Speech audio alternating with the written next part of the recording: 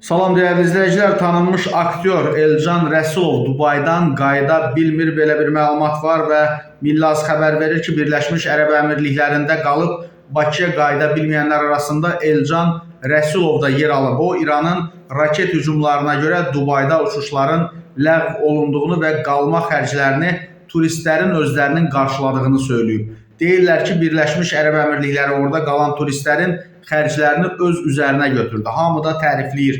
Elə bir şey yoxdur. Qaldığım otelin qeydiyyat yerinə yaxınlaşdım. Vaxtım bitir, biletim də var. Amma məlum səbəblərdən qayıda bilmirəm. Burada pulsuz qalacam deyə düşündüm.